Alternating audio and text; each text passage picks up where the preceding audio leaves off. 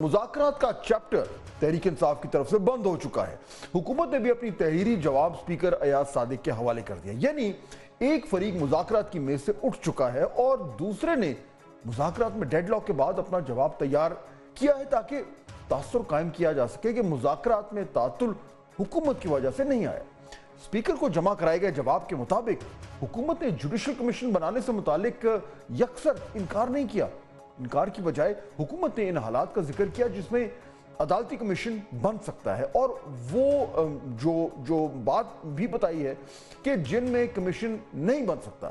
سانحہ 9 مئی پہلے ہی عدالت میں زیر سماعت ہے، اس پر کمیشن بنانے سے متعلق رائے مانگی گئی ہے۔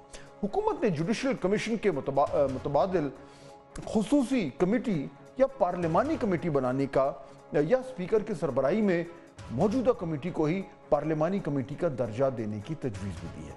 تحریک انصاف سے لاپتہ افراد کی فہرست فراہم کرنے کا مطالبہ بھی کیا گیا ہے۔ حکومت کا جواب ابھی پبلک نہیں کیا جائے گا۔ تحریک انصاف اگر مذاکرات میں واپس آئے گی تو جواب کمیٹی میں پیش ہوگا، جبکہ وزیر اعظم شہباز شریف کو تمام تر صورتحال سے آگاہ کر دیا گیا ہے۔ حکومت نے کمیشن پر مکمل انکار نہیں کیا، جس کا اشارہ رانا ثناء اللہ بھی دے چکے ہیں۔ Chairman P T I barrister Gohar Khan مسلسل یہ بات کر رہے ہیں کہ انہوں نے جوڈیشل کمیشن بنانے کا مطالبہ کیا تھا، لیکن حکومت نے جواب نہیں دیا۔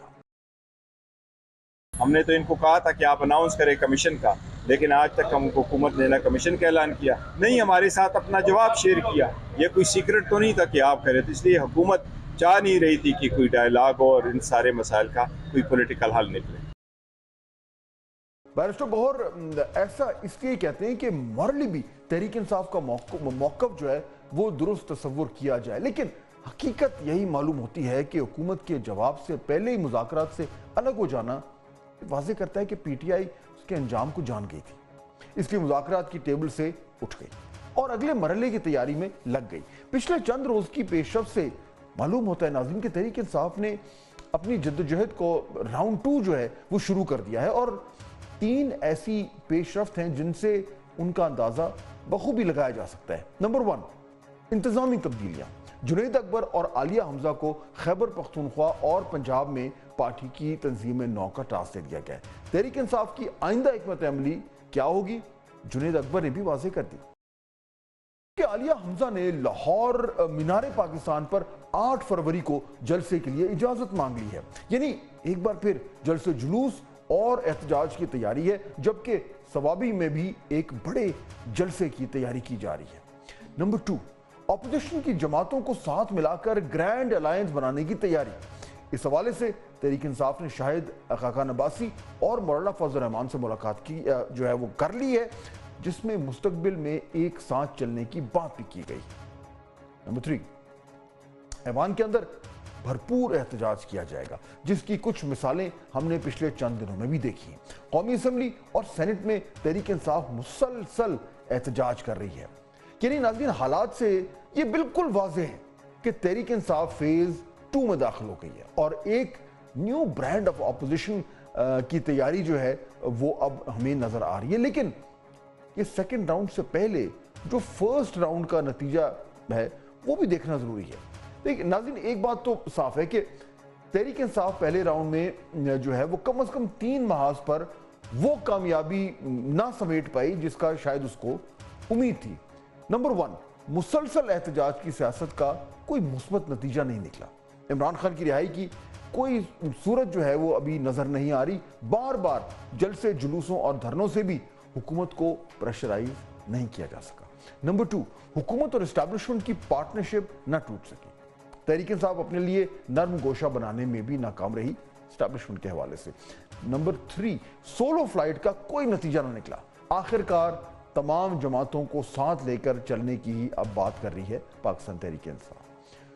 ناظرین اب پی ٹی آئی کی جو مختلف سیاست کرنے جا رہی ہے، لیکن ان کا ماضی کا جو طرز سیاست ہے وہ بتاتا ہے کہ ان کو یہاں بھی جو ہے وہ مشکلات کا سامنا ہو سکتا ہے۔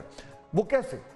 نمبر 1، گرینڈ الائنس کی صورت میں سب کی رائے کو اہمیت دینی ہوگی، جبکہ عمران خان سولو فلائٹ کے عادی ہیں، اور ایسے میں مولانا فضل الرحمان اور شاہد عباسی اور جو دیگر سیاسی لیڈر جو ان کے ساتھ آئیں گے ان کی جو رائے ہے اس کو بھی برابر سے اہمیت دینا ہوگی، اور جب آپ کو اس طرح کی سیاست کی عادت نہ ہو تو ظاہر بات ہے شروع میں مشکلات تو پیش آئیں گی۔ نمبر 2، اپوزیشن کی تحریکیں وقت مانگتی ہیں، ان کا نتیجہ 1-2 روز میں نہیں نکلتا، یعنی تحریک انصاف کو صبر اور تحمل سے کام لینا ہوگا، کیونکہ یہ ایک ٹائم کنزیومنگ معاملہ ہوتا ہے، اور اس میں جو ہے وہ ایک پیج پر آنا، ایک ایجنڈا تیار کرنا اور تمام تر ان معاملات پہ ایک اتفاق رائے پیدا کرنا، یہ بڑا مشکل کام ہوتا ہے اور بڑا ٹائم لگتا ہے، تو پی ٹی آئی کو اس کے لیے اپنے آپ کو تیار کرنا پڑے گا۔ اور نمبر 3، اپنے گڑھ خیبر پختونخوا میں 2 پاور سینٹرز کو چلانا ہوگا۔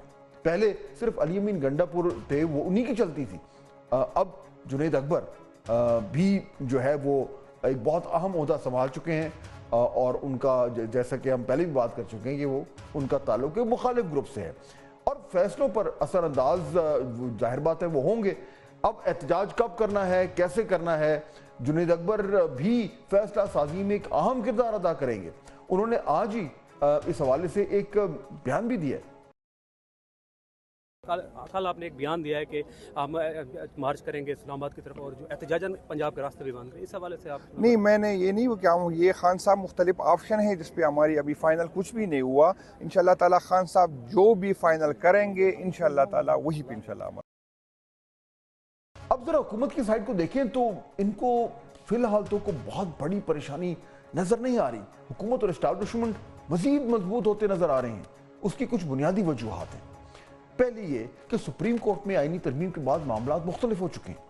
حکومت کو یہاں سے فی الحال کوئی خطرہ نظر نہیں آ رہا۔ ججز جو ہیں وہ اپنے قانونی اختیارات کے معاملے میں ہی الجھے دکھائی دے رہے ہیں، اور وہاں پہ جو آپس میں جو ایک سٹرگل ہمیں نظر آ رہی ہے، اس سے ظاہر بات ہے حکومت کا جو ایک اثر و رسوخ ہے یا ان کا جو اوورآل ایک انفلوئنس ہے وہ بڑھتا ہی نظر آ رہا ہے۔ نمبر 2، پیکا قانون صدر مملکت کے دستخط انہوں نے کر دیے ہیں، اب وہ نافذ العمل ہے۔ میڈیا اور صحافی جو تنظیمیں ہیں وہ بھی اب حکومت کے ریڈار پر آ چکی ہیں، اور اس حوالے سے جو ہے وہ حالانکہ ہم اس میں کوئی دو رائے نہیں کہ یہ بڑی ہی افسوسناک صورتحال ہے، اور یہ ایک طریقے سے میڈیا کے اوپر ایک جو ہے بہت ہی بے انتہا قسم کا دباؤ آنے والا ہے، لیکن حکومت نے جو کرنا تھا وہ کر گزری ہے۔